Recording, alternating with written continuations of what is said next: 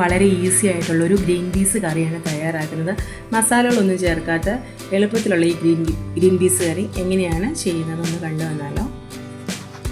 തയ്യാറാക്കാം. അതിനുവേണ്ടി overnight soak ചെയ്ത ഗ്രീൻ പീസ് ഒരു കുക്കറിലേക്ക് ഇട്ട് കൊടുത്തിട്ടുണ്ട്. ഇനി ഇതിലേക്ക് നമുക്ക് ഒരു സവാള ചെറുതായിട്ട് അരിഞ്ഞ് ചേർത്ത് കൊടുക്കാം.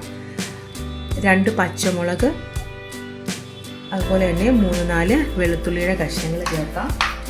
1/2 ടീസ്പൂൺ അളവിൽ മഞ്ഞൾപ്പൊടി ചേർക്കുന്നുണ്ട്.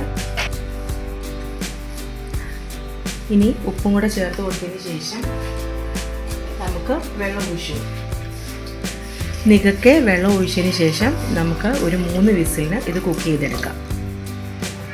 ഗ്രീൻ പീസൊക്കെ വെന്ത് വന്നിട്ടുണ്ട്. ഇനി നമുക്കിത് ചെറുതായിട്ടൊന്ന് ഉടച്ചു കൊടുക്കാം. ഒരുപാടൊന്നും ഉടയ്ക്കേണ്ട, കുറച്ച്.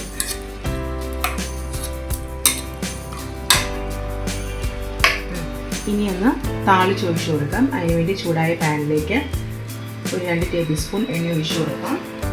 അതിലേക്ക് കടുക് ഇട്ട് കൊടുക്കാം. 1/2 ടീസ്പൂൺ കടുക്. കടുക് പൊട്ടിത്തിളങ്ങുമ്പോൾ ചെറിയുള്ളി ചേർത്ത് കൊടുക്കാം. 2-3 ചെറിയുള്ളി മതി. അതോടൊപ്പം കറിവേപ്പിലയും ചേർത്ത് കൊടുക്കാം.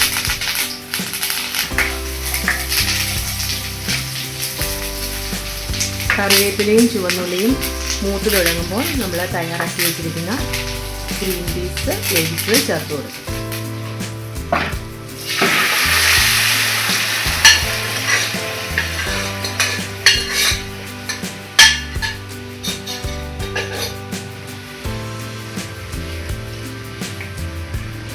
തേങ്ങാപ്പാൽ ചേർക്കാൻ താല്പര്യമുള്ളവർക്ക് ഈ കറി ഇതിലേക്ക് തേങ്ങാപ്പാൽ ചേർത്ത് ഉപയോഗിക്കാവുന്നതാണ്. ഇങ്ങനെ തന്നെ കൂട്ടാനും വളരെ ടേസ്റ്റാണ്.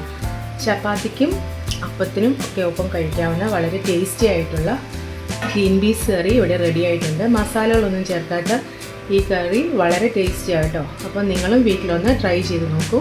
അപ്പോൾ ഇത് 1 മിനിറ്റോളം ഒന്ന് തിളച്ച് കുറുകി തുടങ്ങുമ്പോൾ നമുക്ക് ഫ്ലെയിം ഓഫ് ചെയ്യാം.